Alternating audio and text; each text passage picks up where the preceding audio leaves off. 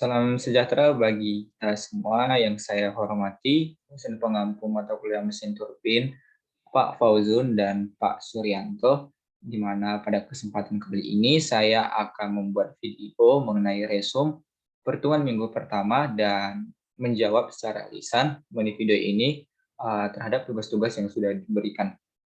Sebelumnya saya akan share screen terlebih dahulu.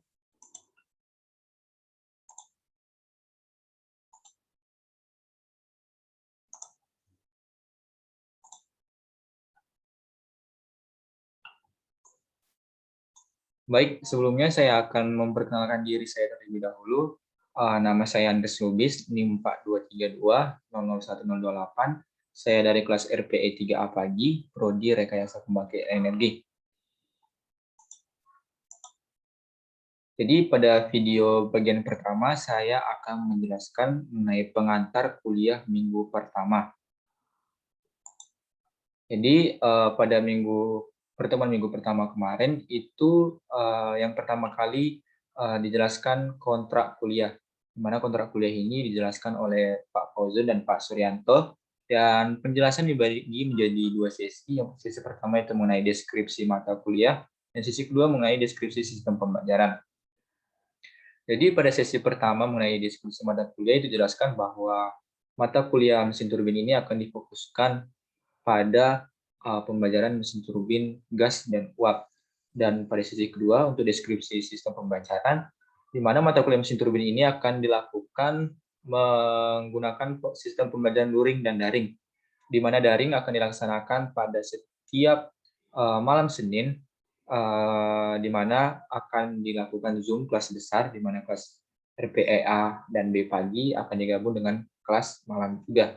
Dan untuk sistem luring atau praktikum itu akan dilaksanakan berdasarkan sistem NIM ganjil genap dan disesuaikan dengan kelompok juga yang diberikan oleh dosen.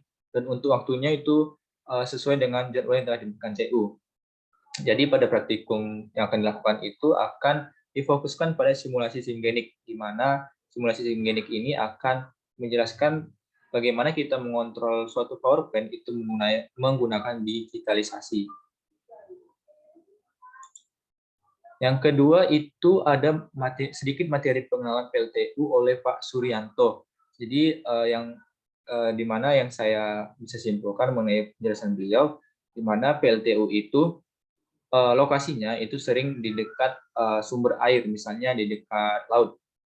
Jadi alasannya itu dalam PLTU itu akan dihasilkan steam sisa, di mana steam itu panas. Jadi untuk mendinginkan steam itu akan menggunakan sistem cooling steam, di mana fluida yang dipakai itu air laut langsung. Jadi air laut itu yang berfungsi untuk mendinginkan steam yang panas tadi. Baik, selanjutnya mengenai prinsip kerja PLTU. Jadi prinsip kerja PLTU itu menggunakan bahan bakar batu bara. Jadi sebelumnya batu bara itu digiling atau dihaluskan di tempat yang namanya cluster. Jadi hasil penggilingan tadi akan diteruskan ke boiler oleh fan. Jadi kemudian akan terjadi sistem pembakaran di sela-sela dinding boiler. Jadi sistem pembakaran tadi akan memanaskan dinding boiler yang berisi fluida, yaitu air jernih. Jadi boiler akan memanaskan fluida hingga dihasilkan steam atau uap. Dan uap tadi akan diteruskan melalui pipa-pipa hingga ke turbin uap. Jadi syarat uap yang dipakai dalam turbin uap itu adalah uap yang memiliki kadar airnya 0% atau yang dikenal dengan super uap. Jadi uap tadi akan masuk ke turbin hingga menyebabkan turbin bergerak, dan turbin yang bergerak tadi akan tersinkron ke generator, lalu dihasilkanlah listrik melalui gagal induksi. Dan pada hasil ini juga akan tersisa steam yang panas. Jadi steam yang panas itu akan didinginkan di cooling steam atau di kondenser oleh air laut tadi. Setelah steam atau uap telah menjadi air kembali, air tadi akan diteruskan ke boiler kembali untuk dipanaskan untuk menjadi uap. Demikianlah siklus ini akan terjadi secara berulang-ulang. Kemudian di bagian ketiga itu ada sesi tanya jawab. Jadi pada minggu kemarin ada beberapa mahasiswa yang melontarkan beberapa pertanyaan. Namun di video kali ini saya akan mengambil salah satu pertanyaan, di mana pertanyaannya bagaimana siklus air laut hingga menjadi uap. Jadi jawaban akan pertanyaan ini di mana yang perlu kita pahami bahwa konsep air laut itu sebenarnya bukan sebagai fluida yang dalam boiler, tapi air laut ini hanya sebagai pendingin dari steam yang disisakan. Jadi sebenarnya air laut bisa digunakan sebagai fluida dalam boiler, namun air laut harus mengalami proses uh, proses pembersihan dulu, atau kandungan-kandungan mineral pada air laut itu harus dihilangkan hingga air laut itu berubah menjadi air jernih seutuhnya, lalu bisa digunakan dalam fluida boiler. Selanjutnya pada bagian kedua saya akan menjawab secara lisan mengenai tugas-tugas yang sudah diberikan. Pada soal pertama, apa itu turbo mesin? Jadi mungkin turbo mesin secara definisi merupakan mesin pembangkit tenaga atau kepala, atau bisa kita bilang sebagai pusat inti yang menggunakan aksi dinamis atau gerak dari elemen berputar, yaitu rotor. Dan aksi rotor tadi akan mengubah tingkat energi fluida yang terus mengalir melalui mesin. Sehingga perpindahan energi itu terjadi antara fluida yang mengalir dan elemen-elemen yang berputar. Sehingga mesin turbo berjalan pada kecepatan yang relatif tinggi, tanpa masalah mekanis dan efisiensi volumetrik mendekati 100%.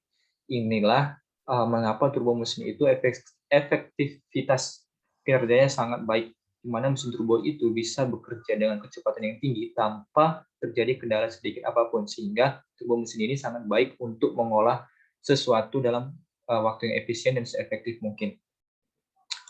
Kemudian turbo mesin sendiri itu memiliki beberapa jenis lagi. Yang pertama didasarkan berdasarkan aliran fluidanya. Itu ada 3 jenis. Yang pertama mesin turbo aliran aksial, ada mesin turbo aliran radial, ada mesin turbo aliran campuran.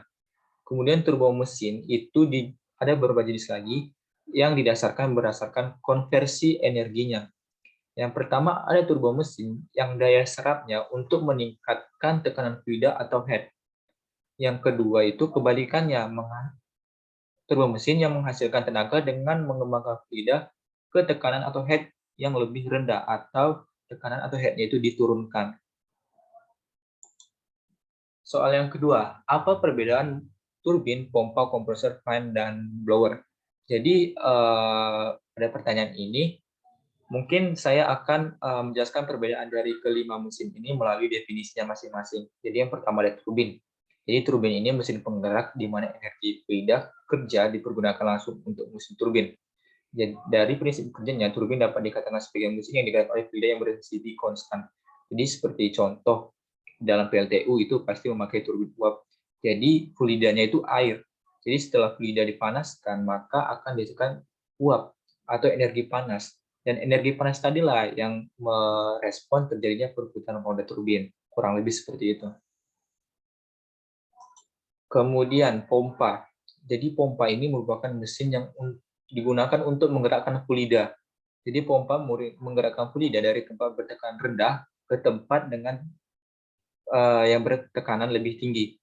Di mana hal ini digunakan untuk mengatasi perbedaan tekanan ini, maka diperlukan tenaga atau energi. Kemudian kompresor. Kompresor merupakan alat mekanik yang berfungsi untuk meningkatkan tekanan fluida yang mampat, yaitu gas udara, tujuannya meningkatkan tekanan. Dan menurut saya secara sederhana, mekanisme kompresor itu mengambil gas atau udara dari luar, kemudian di dalam tabung itu diberi tekanan, sehingga dihasilkanlah udara atau gas yang bertekanan, sehingga bisa menggerakkan suatu fluida ataupun suatu hal yang mampat. Kemudian fan.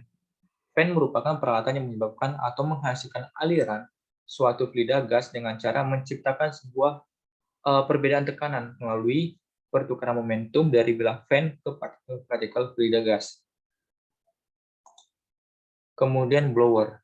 Blower merupakan mesin atau alat yang digunakan untuk menaikkan atau memperbesar tekanan suatu udara atau gas yang dialirkan ke ruangan tertentu sebagai pengisapan atau pempakan udara atau gas tertentu. Mungkin sekian mengenai perbedaan-perbedaan dari kelima mesin yang ada di sini. Pertanyaan ketiga, dalam klasifikasi mesin konversi energi ada istilah compressible flow mesin dan incompressible flow mesin. Apa itu dan jelaskan. Jadi sebelumnya saya menjelaskan bahwa fluida itu terbagi menjadi dua jenis, yaitu compressible flow dan incompressible flow. Dan melalui untuk memproses fluida tersebut maka digunakan mesin. Itulah yang dinamakan mesin konversi energi. Dan mesin konversi energi ini terbagi menjadi dua lagi, yaitu compressible flow mesin dan incompressible mesin. Itulah yang akan saya jelaskan pada saat ini.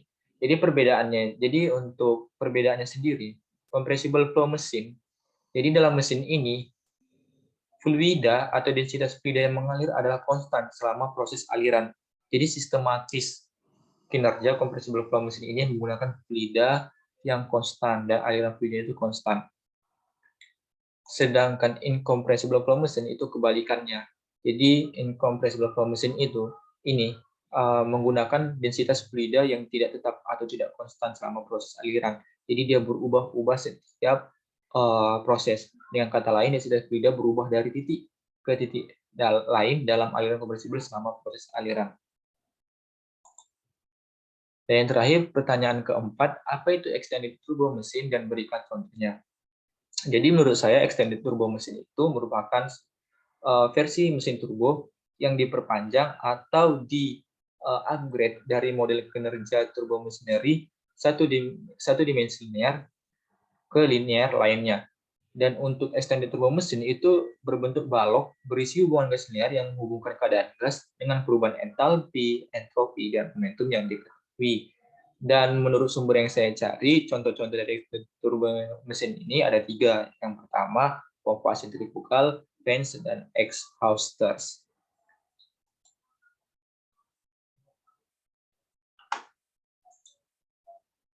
Baik, mungkin itu saja yang bisa saya jelaskan di dalam video ini. Yang bagian pertama tadi mengenai resume pada pertemuan pertama, dan yang bagian kedua itu mengenai jawaban-jawaban menurut saya secara yang saya sampaikan secara lisan terhadap tugas-tugas yang diberikan.